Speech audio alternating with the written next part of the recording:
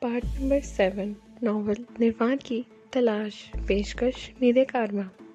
اگر آپ نے ہمارے یوٹیوب چینل کو اب تک سبسکرائب نہیں کیا تو براہ مہربانی اس کو سبسکرائب کریں۔ ہماری ویڈیوز پسند آئیں تو انہیں لائک، شیئر اور کمنٹ ضرور کریں۔ تم کہاں جا رہے ہو ماسٹر؟ ان لوگوں کا حشر تو دیکھتے جاؤ جنہیں ساتھ لائے تھے۔ اور بیڑے کا رنگ فک ہو گیا۔ مارو، کینگرو خوخار لہجے میں اپنے ساتھیوں کو بولا، اور کینگرو کے ساتھیوں نے داڑھی والا کر یلغار کر دی۔ ان کے کپڑے پھاڑ دیے، داڑھیاں نوچ لی، بال اکھیڑ دیے اور انہیں مار مار کر لہولہان کر دیا۔ کینگرو اس طرح بیڑے کی گردن پکڑے کھڑا تھا اور بیڑا اس طرح اس کی گرفتگی میں ساکت رہا جیسے جان نکل چکی ہو۔ بہت سے لوگ خوفزدہ نگاہوں سے پٹنے والوں اور مارنے والوں کو دیکھ رہے تھے۔ میری طرف اٹھنے والی ہر نگاہ خوف میں ڈوبی ہوئی تھی۔ تہہ خانے سے منشیات لوٹنے والے کبھی کے فرار ہو چکے تھے۔ بہرحال جب تھامسن کے کسی ساتھی میں کھڑے ہونے کی سکت نہ رہی تو میں نے ہاتھ اٹھا دیا۔ بس کافی ہے، انہیں اس قابل چھوڑ دو کہ یہ اپنے سارے دوسرے ساتھیوں کے مدد کے لیے لا سکیں۔ اور کینگرو کے ساتھی رک گئے۔ تب وہاں کھڑے ہوئے لوگوں نے نعرہ لگایا، سیسرو زندہ رہے۔ اور لطف کی بات یہ تھی کہ نعرہ لگانے والوں میں خود روفیسا بھی شامل تھا۔ اسے زندگی کی ضرورت تھی اور زندگی کی تقسیم طاقتور ہاتھوں تک پہنچ گئی ہے۔ میں نے اپنے ساتھیوں کو اشارہ کیا اور وہ واپس پلٹ پڑے۔ اس کا کیا کروں باس؟ کینگرو نے اپنے ہاتھوں میں دبے ہوئے بیڑے کے بارے میں پوچھا اور میں اس کے قریب پہنچ گیا۔ کیوں؟ تمہارے ساتھ کیا سلوک کیا جائے؟ میں نے اس کی تھلیق آنکھوں میں جھانکتے ہوئے کہا، لیکن ان آنکھوں میں خوف کے سوا کچھ نہ تھا۔ چھوڑ دو اسے، میں نے کہا اور کینگرو نے اس کی گردن چھوڑ دی۔ چلو بھاگ جاؤ، میں نے بیڑے سے کہا، لیکن وہ بھاگنے کی کوشش کے باوجود نہ بھاگ سکا اور وہیں زمین پر اکڑوں بیٹھ کر ہانپنے لگا۔ ہم سب ہنستے ہوئے باہر نکل آئے۔ باہر دور دور تک مجمع لگا ہوا تھا اور اندر جے حالات جاننے کے لیے بے چین تھے۔ کینگرو اور ان کے ساتھیوں نے پستول نکالی اور پھر وہ پستولوں کی نالیں آسمان کی طرف کر کے فائرنگ کرنے لگے۔ ساتھ ہی وہ سیسرو کے نام کے نعرے بھی لگاتے جا رہے تھے اور مجمع میں بھگدڑ مچ گئی۔ لوگ بلا وجہ خوفزدہ ہو کر بھاگ رہے تھے، لیکن میں کینگرو کے کام کی داد دے رہا تھا۔ بلا شبہ اس نے ذرا سی دیر میں سیسرو کی خوف پبلٹی کر دی۔ ہمارا بہت جدت سے گزرا لوگ راستہ چھوڑ کر بھاگ رہے۔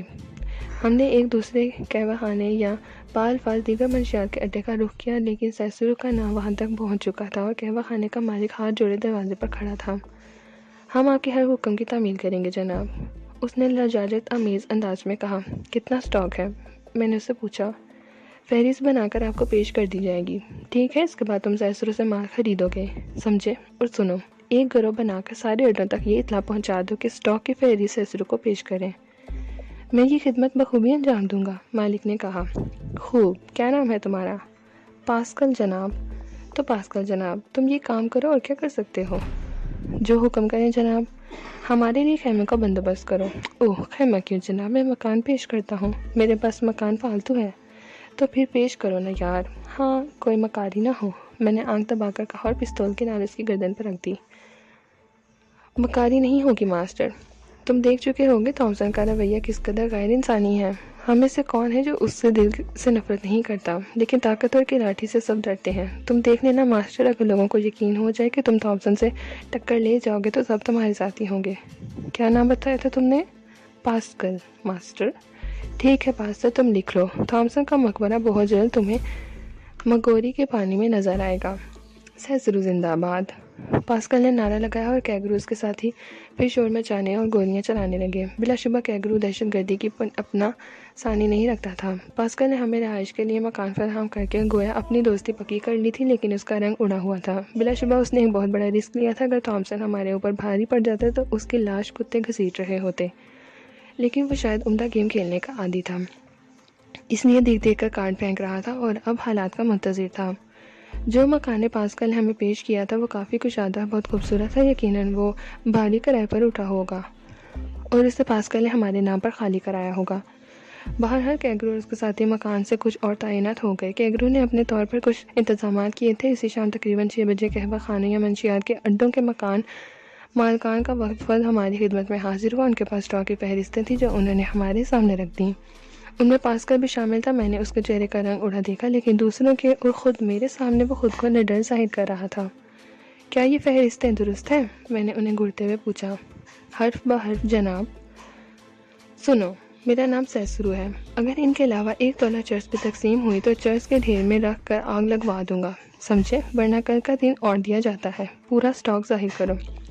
فہرستیں بالکل ٹھیک ہے جناب، آپ تسلی کر سکتے ہیں۔ تم ان کی قیمت ادا کر چکے ہوگے۔ میں بھی ادھار نہیں کروں گا۔ ان فہرستوں کے مطابق 5% کمیشن مجھے دیا جائے گا، اور آئندہ یہاں سے سیسرو سپلائی کرے گا۔ تم لوگ اپنے آرڈر بک کرا دینا، 1 ہفتے کے اندر سپلائی ہو جائے گی۔ ایسا ہی ہوگا جناب۔ لیکن کیا؟ میں نے اس شخص کو گھورتے ہوئے کہا جس نے یہ بات کہی تھی۔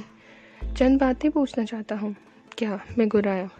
کیا اب یہاں تھامسن یا اس کے گروہ کے افراد باقی رہیں گے؟ تم میں سے جو ان کے کسی آدمی کا نشاندہی کرے گا اسے 10 پاؤنڈ چرس انعام ملے گی۔ میں نے کہا، اوہ ہمیں اس کی ضرورت نہیں، ہم سب اس سے نجات چاہتے ہیں۔ بہت جلد اس کا نام مگولی کے روپوش ہو جائے گا۔ ہم احکامات کی تعمیل کریں گے۔ اور کچھ؟ ایک ضروری درخواست، ایک شخص نے لجاجت سے کہا۔ وہ بھی کہو۔ کیا خیمے قیام کرنے والے سیاحوں کی زندگیاں، دولت اور ان کی عورتیں محفوظ ہوں گی؟ تھامسن کے رویے پر پرانے سیاح بدل ہو گئے ہیں اور اب ادھر کا رخ نہیں کرتے۔ ہماری ساکھ ختم ہو رہی ہے۔ یہاں قیام کرنے والے سیسرو کے مہمان ہوں گے، ان کی ہر تکلیف کا ازالہ کیا جائے گا۔ یہ بہت عمدہ بات ہوگی اور اس سے ہمارے کاروبار کو ترقی ملے گی۔ ہم نیک تمناؤں کا اظہار کرتے ہیں اور اجازت چاہتے ہیں۔ اور منشیات کے اڈوں کے مالکان کا وقت رخصت ہو گیا۔ سرداری اس دوران میرے ساتھ تھا اور سحر سدا سے انداز میں مجھے دیکھ رہا تھا۔ کیوں سردارے؟ میں نے مسکراتے ہوئے اسے دیکھا۔ کچھ نہیں نواز۔ سردارے نے ایک ٹھنڈی سانس لی۔ اپنی یاد آ رہی ہے؟ اینی یاد آ رہی ہے؟ میں نے پوچھا۔ اور نہیں یار، تیرے بارے میں سوچ رہا ہوں، سردار نے کہا۔ میرے بارے میں مت سوچا کر سردارے، میں نے کہا۔ کیوں نہ سوچا کروں؟ تو کتنا حیرت انگیز انسان نکلا نواز۔ میں نے تو اس دنیا میں کچھ بھی نہیں کیا، لیکن تیری بڑی حیثیت ہے۔ بڑی حیثیت؟ میں نے تلخ انداز میں کہا۔ ہاں سردارے، میری بہت بڑی حیثیت ہے۔ میرا باپ میری اس حیثیت کو دیکھتا تو نہ جانے اس کی کیا کیفیت ہوتی۔ خیر چھوڑا ان باتوں کو، سخت ہوشیاری کی ضرورت ہے، پورے ماحول پر نگاہ رکھنا۔ اور ہاں، تھامسن کے ان لڑاکوں کے بارے میں کیا رپورٹ ہے؟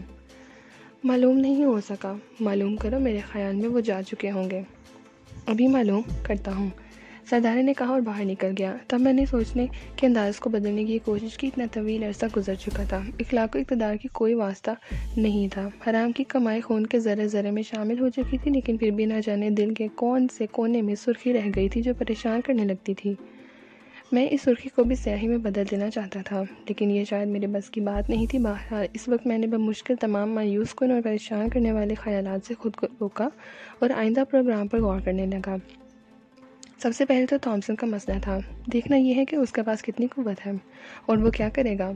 ویسے اس کے لیے انتظامات ضروری تھے، ذرا سی لاپرواہی ہمیں نقصان پہنچا سکتی تھی۔ اس کے بعد دوسرے انتظامات کیے جائیں گے۔ چنانچہ میں سرداری کا انتظام کرنے لگا اور تقریباً 20 منٹ کے بعد سردارے واپس آ کے اس کے چہرے پر دلچسپی کے آثار تھے۔ خیریت؟ میں نے مسکراتے ہوئے پوچھا۔ بڑے دلچسپ حالات ہیں نواز، سردارے نے بھی مسکراتے ہوئے کہا۔ مثلاً؟ پورے کیمپ میں سیسرو کا نام گونج رہا ہے۔ میرا خیال ہے ایک آدمی اس وقت تمہارے بارے میں جاننے کا شوقین ہے۔ ہپوں کی ٹولیاں تمہارے بارے میں گفتگو کر رہی ہیں، لوگ انوکھی چمکیاں کر رہے ہیں۔ کچھ لوگ تمہیں برٹش زلزلے کے نام سے منسوب کر رہے ہیں اور دوسرے کو بتا رہے ہیں کہ ایک زمانے میں تم نے لندن میں تباہی مچا رکھی تھی۔ اوہ، میں ہنس پڑا۔ وہ زمانے تو مجھے بھی یاد نہیں ہے سردارے۔ انہیں یاد ہے؟ سردارے نے مزید کا خیز انداز میں کہا۔ خیر، جس کام کے لیے گئے تھے اس کے بارے میں بتاؤ۔ بات ان 6 تک محدود نہیں تھی۔ کیا مطلب؟ وہ بیچارے اپنے قدموں سے نہیں جا سکے۔ ہاں، تقریباً 15 آدمی انہیں 3 جیپوں میں ڈال کر لے گئے، 6 موٹر سائیکلیں بھی گئی ہیں، سردارے نے بتایا۔ Good, very good. کیا وہ اپنے کیمپ اکھاڑ کر لے گئے؟ اوہ، یہ نہیں معلوم کیا استاد، سردارے نے کہا۔ آؤ سردارے، کام پورا ہی ہونا چاہیے، ابھی بہت سے کام کرنے ہیں، ہم کسی دھوکے میں مار کھانے کے لیے تیار نہیں ہیں، میں نے کہا اور اپنی جگہ سے اٹھ گیا۔ اور پھر ہم باہر نکل گئے۔ کیگرو اپنی ڈیوٹی پر مستعد تھا۔ بلا شبہ دیو کامر شخص کی شکل دیکھنے سے ہی روک پڑتا تھا، اور سردارے بول اٹھا، یہ کیگرو واقعی کام کا آدمی ہے۔ ہاں، اسے دیکھ کر مجھے ایک اور دوست یاد آ جاتا ہے، میں نے کہا۔ کون؟ کس گارڈ؟ میں نے ٹھنڈی سانس لے کر کہا۔ کیگرو جس سامت میں اس کے سامنے کچھ بھی نہیں ہے۔ 2 بہن بھائی تھے، دونوں نے میرے لیے جان دے دی۔ اوہ، تمہارے ساتھ تو نہ جانے کتنی کہانیاں وابستہ ہوں گی استاد۔ ہاں، بے شمار کہانیاں، میں نے ٹھنڈی سانس لے کر کہا۔ یہ جملہ دل میں چبھ جاتا تھا۔ کینگرو سے کچھ لوگوں کو لے کر ہم کیمپ کی طرف چل پڑے اور پھر میں نے پاسکل کو اس کے اڈے سے اٹھایا۔ پاسکل وہ دوڑا آیا تھا۔ تم لوگوں نے تھامسن کے آدمی کی نشاندہی نہیں کی، میں نے اسے گھورتے ہوئے کہا۔ میرے آدمی ابھی ان کے بارے میں معلومات حاصل کر کے میرے پاس پہنچے ہیں۔ کیا معلومات حاصل ہوئیں؟ ایک آدمی نکل گیا۔ یقیناً وہ تھامسن کے پاس دوڑے گئے ہوں گے۔ ان کے خیمے کہاں ہیں؟ میرے ساتھ آئیے مسٹر سیسرو، پاسکل نے کہا، اور پھر پاسکل ہمیں ان شاندار خیموں کے پاس لے گیا جو ضروریات زندگی سے پوری طرح آراستہ تھے۔ میں نے خیموں میں جا کر ان میں رکھا ہوا سامان دیکھا اور پھر پاسکل کی طرف۔ کیا تم مالک غنیمت میں یہ سامان پسند کرو گے؟ میں نے مسکراتے ہوئے اس سے پوچھا۔ اوہ جناب، اگر آپ حکم دیں گے تو تعمیل کروں گا، ورنہ مجھے اس کی چندان ضرورت نہیں ہے، پاسکل نے ہچکچاتے ہوئے کہا۔ اگر ضرورت نہیں ہے تو پھر یہ میرے ساتھیوں کے کام آئے گا، میں نے کہا، اور پھر میں کینگرو کے ساتھیوں کی طرف دیکھ کر بولا۔ یہ خیمے تمہارے ہیں، ان میں رکھا ہوا سامان تمہارا ہے، لوٹ لو، خیمے اکھاڑ لو۔ اور کینگرو نے وحشی انداز میں ساتھی شور مچاتے ہوئے خیموں پر ٹوٹ پڑے، اور چند ہی ساعت کے بعد وہاں خیموں کے گروہ کے علاوہ اور کچھ نہ رہ گیا۔ اس کام سے فرصت کے بعد ہم پھر واپس لوٹ آئے۔ واپسی میں میں نے کینگرو کو بھی ساتھ لے لیا۔ بڑا سعادت مند تعاون کرنے والا خوش مزاج انسان تھا۔ کیسے جا رہے ہو کینگرو؟ تم دیکھ رہے ہو نا ماسٹر، مجھے میری خامیوں سے آگاہ کرو، کینگرو نے مسکراتے ہوئے کہا۔ نہیں، تم عمدہ آدمی ہو، میں تمہارے کام سے بہت مطمئن ہوں۔ ویسے تھامسن کے بارے میں تمہارا کیا خیال ہے؟ سامنا ہونے پر ہی عرض کروں گا، کینگرو نے جواب دیا۔ اور اس سے قبل تو تمہاری اس سے ملاقات نہیں ہوئی؟ نہیں، اور اس بات کا افسوس ہے۔ بہرحال کینگرو وہ ایک مکار شخص ہے، اگر ہم اس کی مکاری سے مار کھا گئے تو بہت افسوسناک بات ہوگی۔ کینگرو بڑے دعوے نہیں کرے گا جناب، لیکن مادام سیکاریفا نے آپ کے بارے میں بھی بتا دیا تھا۔ میں بہرحال آپ کے احکامات کا پابند رہوں گا۔ شکریہ کینگرو۔ میں چاہتا ہوں کہ ہمارے کچھ آدمی کیمپ آنے والے راستے پر نگاہ رکھیں۔ میری خواہش ہے کہ اسے کیمپ سے دور ہی جا لیا جائے تاکہ کیمپ برباد نہ ہو۔ بہت عمدہ خیال ہے۔ ویسے میں تمہارے بہتر مشورے کو سراہوں گا۔ تب سارے انتظامات میرے اوپر چھوڑ دیں جناب، کینگرو نے کہا۔ ٹھیک ہے، مجھے تمہارے اوپر اعتماد ہے، ویسے میں کیمپ میں ہی رہوں گا۔ چند عمدہ لڑاکے آپ کے پاس چھوڑ کے جا رہا ہوں، مجھے میرا کام کرنے کی اجازت ہے، میں نے کہا، اور کینگرو خوش ہو گیا۔ ایسے لوگوں کے ساتھ کام کرنے میں بھی مزہ آتا ہے جناب، آپ دیکھیں گے میں آپ کو مایوس نہیں کروں گا۔ مجھے یقین ہے، میں نے کہا، اور کینگرو چلا گیا۔ سرداری اس طرح خاموش بیٹھا رہا۔ کینگرو کے جانے کے بعد سرداری نے کہا، میرا خیال ہے استاد، اب ہم اس وقت تک کے لیے فارغ ہو گئے جب تک تھامسن سامنے نہیں آ جاتا۔ ہاں، کسی حد تک، لیکن ایک کام اور کرو سردارے۔ کیا استاد؟ نئے آنے والوں پر نگاہ رکھنی ہوگی۔ میں نہیں سمجھا استاد۔ 2-3 آدمیوں کی پرواہ نہیں ہے، لیکن اگر ہپوں کا پورا گروہ آئے تو اسے مکمل طور پر چیک کرنا ہوگا۔ اوہ، میں سمجھ رہا ہوں۔ کیا سمجھ رہے ہو؟ خاص طور سے تندرست و توانا ہپی، سردارے مسکرایا۔ ہاں، تمہارا خیال درست ہے۔ گو تھامسن سے ایسی کسی چالاکی کی امید نہیں ہے، وہ تو بس غضبناک ہو کر دوڑ پڑے گا اور نقصان اٹھائے، لیکن ہمیں ہر پہلو پر نگاہ رکھنی ہوگی۔ تو میں نگاہ رکھوں گا، سردارے نے پوچھا۔ اینی کو تلاش کرو گے؟ میں مسکرایا۔ کوئی بھی اینی مل جائے استاد جس کا مائیکل گم ہو گیا ہو، مجھے اعتراض نہیں ہے، لیکن تم محتاط رہو گے، ممکن ہے ابھی تھامسن کے کچھ وفادار پوشیدہ ہوں۔ میں پوری طرح محتاط رہوں گا، سردارے نے کہا، اور باہر نکل گیا۔ اس کے بعد میں عمارت میں ہی آرام کرنے لگا۔ تھامسن سے مقابلہ ضرور ہونا تھا۔ یہ بھی ممکن تھا کہ تھامسن بہت بڑی جماعت کے ساتھ حملہ آور ہوتا۔ ایسی شکل میں مجھے انہی لوگوں سے کام لینا تھا، لیکن ایسے خوبصورت اور جامع پروگرام کے ساتھ کہ تھامسن کے چھکے چھوٹ جائیں، اور تنہائی میں کوئی ایسا منصوبہ سوچنا چاہتا تھا۔ وقت گزرتا رہا اور پھر رات ہو گئی۔ اس وقت اندازے سے رات کے تقریباً 8:30 بجے ہوں گے۔ عمارت کے ملازمین نے چاروں طرف کی روشنیاں بند کر دی تھیں۔ میں ایک آرام دہ کمرے کی مساری پر لیٹا ہوا تھا کہ ایک ملازم نے کمرے کے دروازے پر دستک دی۔ کون ہے؟ آ جاؤ، میں نے کہا، اور ملازم اندر آ گیا۔ خاتون زولیزا آپ سے ملاقات کرنا چاہتی ہیں۔ اوہ، میں چونک پڑا۔ کہاں ہیں وہ؟ باہر موجود ہیں، بلا لاؤ، میں نے کہا، اور سنبھل کر بیٹھ گیا۔ چند ساعت کے بعد زولیزا دروازے پر نظر آئی، نیلے رنگ کے ٹخنوں تک کے لباس میں ملبوس، جس میں اس کا چہرہ بہت حسین لگ رہا تھا۔ وہ دروازے ہی میں ٹھٹک گئی۔ ہیلو زولی، میں نے مسکراتے ہوئے کہا۔ تو یہ تم ہی ہو سیسرو؟ زولی آہستہ سے بولی۔ آؤ زولی، رک کیوں گئی؟ میں نے اپنائیت سے کہا اور زولی آہستہ آہستہ اندر آ گئی۔ بیٹھو، میں نے اسے بیٹھنے کے لیے کرسی پیش کی۔ شکریہ، وہ آہستہ سے بولی اور کرسی پر بیٹھ گئی۔ تم نے تکلیف کیوں کی؟ میں آ رہا تھا۔ سچ؟ وہ کسی قدر مسرت بھرے انداز میں بولی۔ اس میں جھوٹ کی کیا بات ہے؟ میرا آنا ضروری تھا، زولی نے آہستہ سے کہا۔ کیوں؟